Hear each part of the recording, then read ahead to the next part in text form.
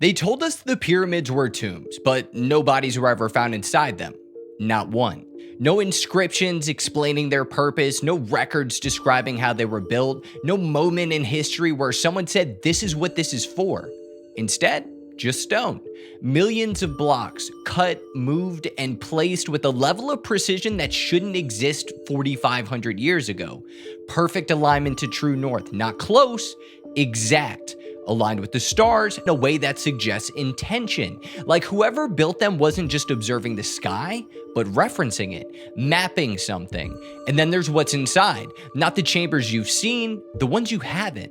Hidden voids detected deep within the structure, sealed spaces with no known entrance. Passageways that don't lead anywhere, or at least don't lead anywhere we're allowed to go, because every time access gets close, really close, it stops. Areas restricted, exploration limited, permissions denied, and it's always framed the same way: preservation, protection, but not explanation.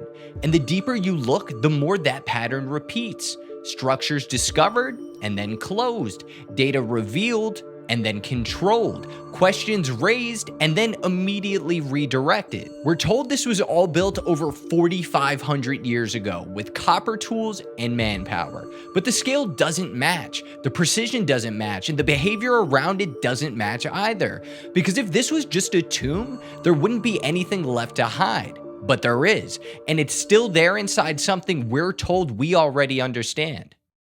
The pyramids aren't just old, they don't behave like they belong. Because when you stop looking at them as symbols and start looking at them as structures, the story starts to break. The Great Pyramid was built around 4,500 years ago. That's the timeline. A civilization working with copper tools, stone hammers, and human labor built one of the most precise structures on Earth. Not impressive? Exact. Aligned to true north with near perfect accuracy. Its base leveled to a degree that's hard to replicate even today, and its proportions so consistent they echo mathematical relationships we wouldn't formally describe for thousands of years. And the scale doesn't help. Over 2 million blocks, many weighing tons, some transported from hundreds of miles away, placed, not loosely, but with intention, with control. That alone should be enough, but it's not, because the placement of the pyramids at Giza isn't random either. The three main pyramids line up with the stars in Orion's belt. Not perfectly, but not accidentally. Close enough to suggest this wasn't just built on Earth, it was referencing something beyond it. And then there's the silence. No detailed construction records, no preserved explanation, no clear moment where someone documented how this was actually done. For a civilization that recorded everything, this part is missing, which forces everything into theory. Ramps, rollers, manpower, each one trying to explain a result that already feels out of reach. And the more you try to force those explanations to fit, the more they start to stretch. Because effort explains scale, but not precision. Time explains labor, but not consistency. Observation explains alignment, but not intent. And that's where the shift happens. Because once you stop assuming these were just tombs, the entire structure changes. It stops feeling symbolic and starts feeling deliberate, measured, engineered. Like every decision, placement, angle, material was made for a reason we don't fully have anymore. And if that reason is missing after thousands of years of study, then this isn't just an ancient structure we haven't solved. It's something we've been looking at with the wrong explanation from the start. It starts with the king. That's the version we're given. Around 2600 BC, Pharaoh Khufu commissions the Great Pyramid of Giza, a monument to power, a path to the afterlife, a tomb.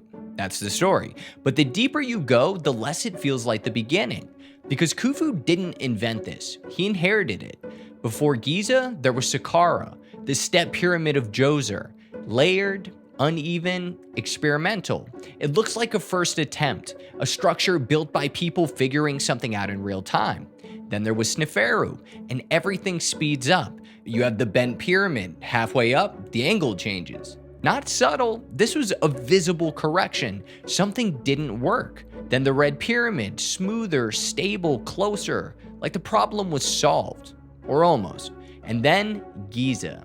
No slow progression, no long stretch of refinement, just a jump from imperfect to exact. The Great Pyramid doesn't look like the next step, it looks like the end result. Tighter tolerances, cleaner execution, internal structure laid out with a level of control we still debate.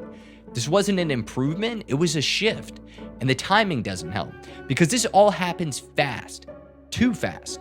A few generations and the design goes from experimental to something that hasn't been matched since. And then it stops. Later pyramids exist, but something is gone. The precision fades, the execution loosens, the consistency breaks. Not slightly, noticeably. Like whatever allowed Giza to happen didn't continue, or couldn't. And that starts to create a pattern that's hard to ignore. Development, acceleration, arrival, and then decline. Not gradual, not expected, abrupt. Like something was reached and then lost, or like whatever made it possible was only available for a moment. And the structure that remains doesn't feel like the start of that process, it feels like the last time it fully worked. If the pyramids were just monuments, they'd hold up under inspection. Massive, impressive, but explainable.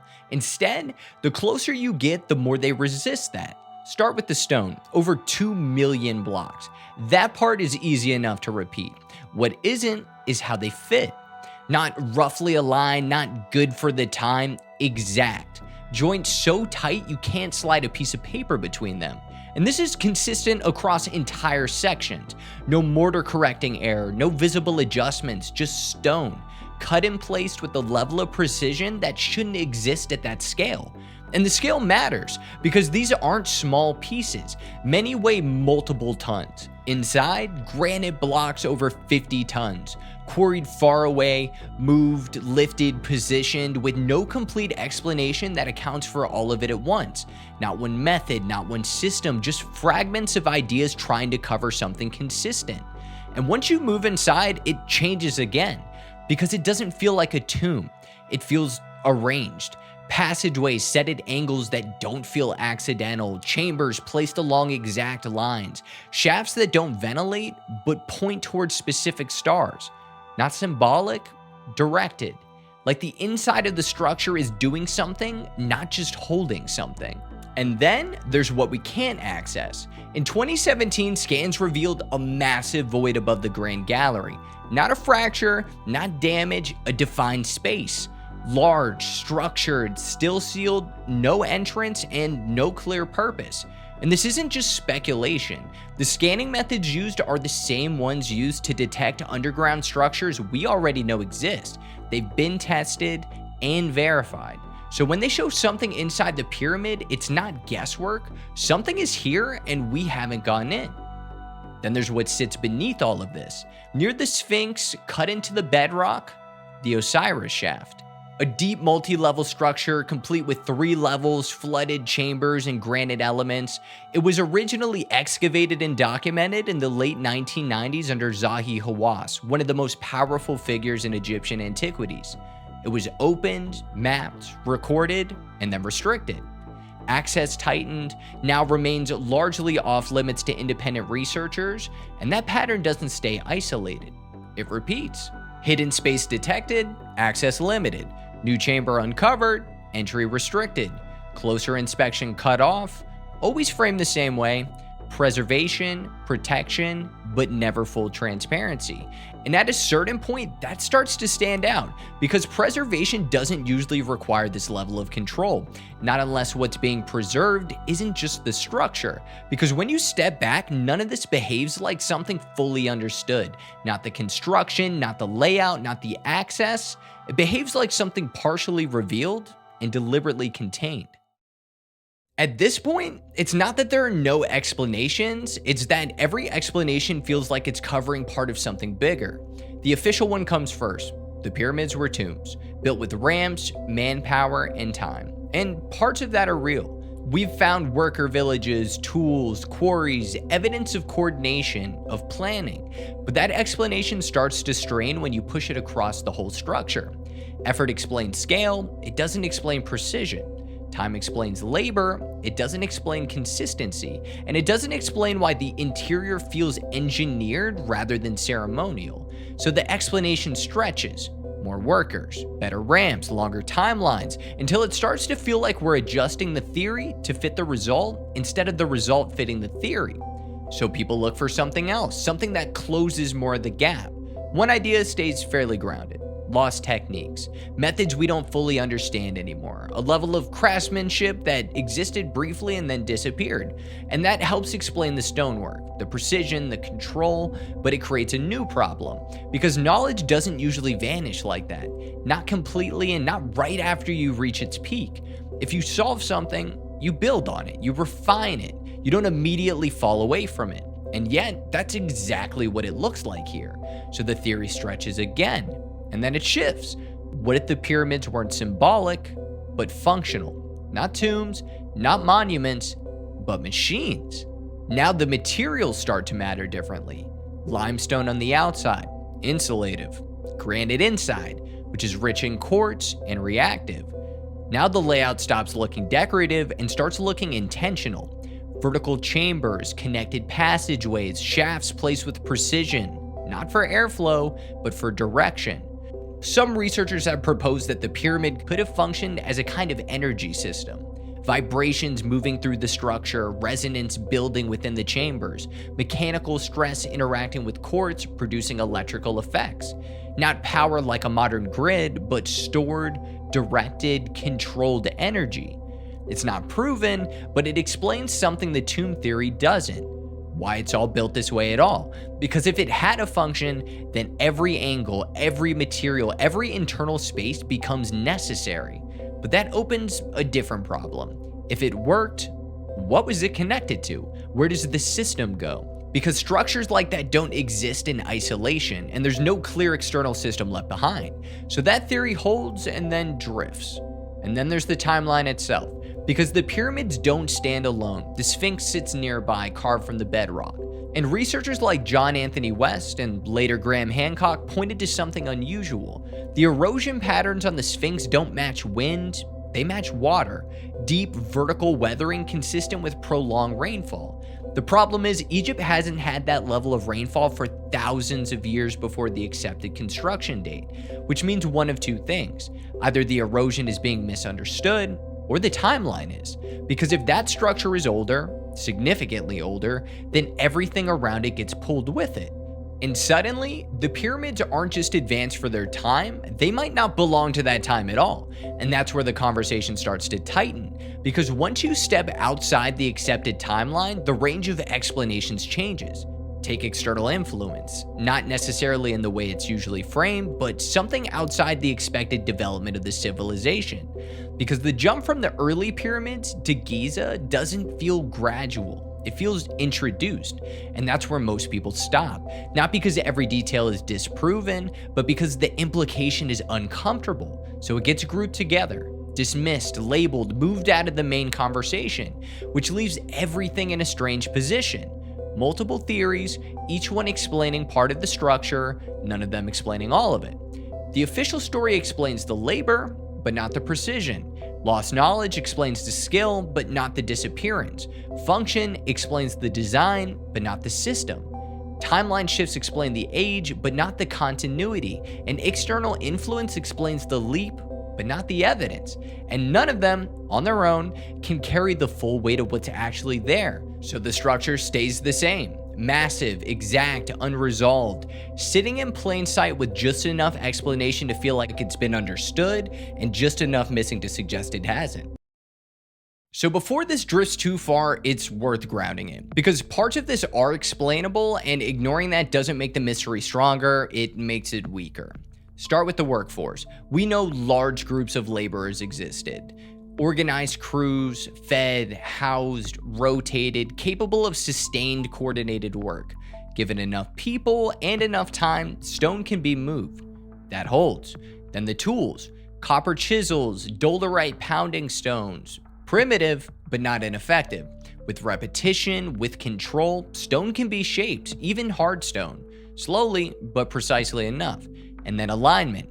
You don't need satellites to find true north. You can track the stars, follow their rotation, and using these observations, you can get extremely close. Close enough to explain why the pyramid is oriented the way it is. So piece by piece, the framework exists. Labor explains movement, tools explain shaping, observation explains alignment, but this is where it starts to separate. Because these explanations don't scale cleanly. They work, just on their own. But when you apply them to the entire structure at once, something breaks. Because precision at that level requires consistency, and consistency requires control, not just effort, repeatable control, the kind that leaves patterns behind. Tool marks, errors, adjustments, iterations. But the pyramid doesn't show much of that. It shows the result without clearly showing the process. And that's where the gap holds. Because science can explain how something like this could be built, but that's not the same as explaining how it was built. Not this exact execution, not this level of uniformity. And that difference matters because once you move from possible to replicated result, the margin disappears. You don't get this level of precision by being close, you get it by being exact. And exact requires a method, a system, something consistent enough to produce the same outcome over and over again at massive scale. And that's the part we don't fully have.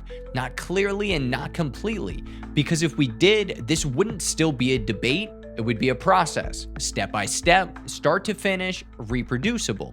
But instead, we have fragments, partial explanations, pieces that work in isolation but don't lock together. And that leaves the pyramid in a very specific place, not outside science, but not fully contained by it either. Right on the edge where explanation gets close but never fully closes. And for something this large, this exact, this intentional, that's a strange place to stop. If you follow this all the way through, it stops feeling like a construction story and starts feeling like a discovery story. Because everything we've looked at, the precision, the alignment, the internal design, the sudden jump at Giza, doesn't suggest advanced knowledge, it suggests placement. Like the pyramids don't sit at the beginning of a process, but at the end of one. And that changes the direction completely. Because instead of asking how the Egyptians built this, you start asking what they actually found. Because the timeline we're given assumes continuity, that knowledge builds, refines, improves. But that's not what this looks like. This looks like something appearing, fully formed, and then never quite being matched again. And that raises a different possibility, that the dynastic Egyptians, the ones we credit with building the pyramids, may not have been the origin of this knowledge, but the inheritors of it. The ones who found something already there, something older, something partially understood, but not fully replicated. Which would explain the pattern, why the earliest pyramids look experimental, and why Giza looks complete, and then why everything after it starts to fall away. Not because the knowledge was developing, but because it was being interpreted, reconstructed, attempted, and slowly lost. And if that's the case, then the pyramids aren't just advanced for their time, they're displaced, out of sync with the civilization we attach them to. And that idea doesn't stay contained, because if one structure this precise, this intentional could come from a civilization we don't fully account for, then history stops being a straight line. It becomes layered, fragments of different moments, overlapping, misattributed, reinterpreted. And the unsettling part isn't just that something might be missing, it's that we might be looking directly at it and calling it something else. Because if the pyramids are the result of knowledge that didn't originate where we think it did, then they're not just a mystery. They're a misidentified one. Something that made complete sense to whoever actually built it. And now we're standing in front of it trying to explain it from the wrong place entirely. After everything, the precision, the alignment, the sealed spaces, the theories that almost fit, one thing doesn't go away. The pyramids don't feel unfinished. They feel final. Like whatever they were meant to do, they did it. And then they stayed, which makes everything around them harder to ignore. The silence, the missing records, the restricted access, the fact that every time something new is found, it gets close and then stops. Not completely shut down, not openly explored, just held. As if the answers exist, but only within a certain boundary, and that boundary doesn't move very often. Because history doesn't just advance with evidence, it advances when the people in control of that evidence change. One funeral at a time. And until that happens, certain ideas stay where they are. Contained, labeled, kept just outside the line of what's acceptable to say out loud. So the pyramids remain in this strange space. Not hidden, but not fully open. Not explained, but constantly explained around. And the longer they sit there, the more they start to feel less like a mystery and more like something we're circling carefully. Because if everything about them was settled, there wouldn't be this much resistance. There wouldn't be sealed chambers we're not allowed to enter. There wouldn't be discoveries that quietly stop being followed up on. There wouldn't be a need to keep the story as controlled as it is. And yet, that's exactly what we see, which leaves you with something deeper. Not just what are the pyramids, but who gets to decide what they are.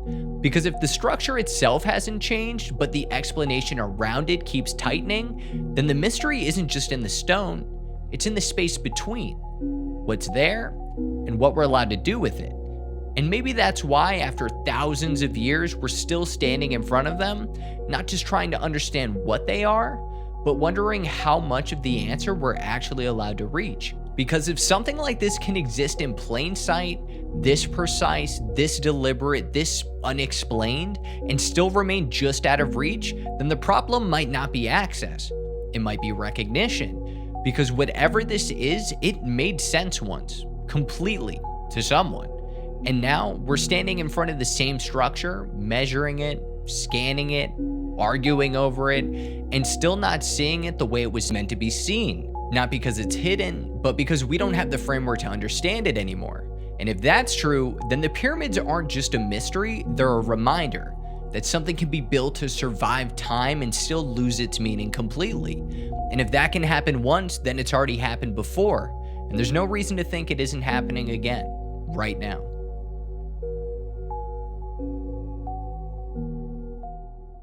Thank you for watching another deep dive from around the way. Like, comment, subscribe, let us know what crazy topic you want us to cover next. Have a good one.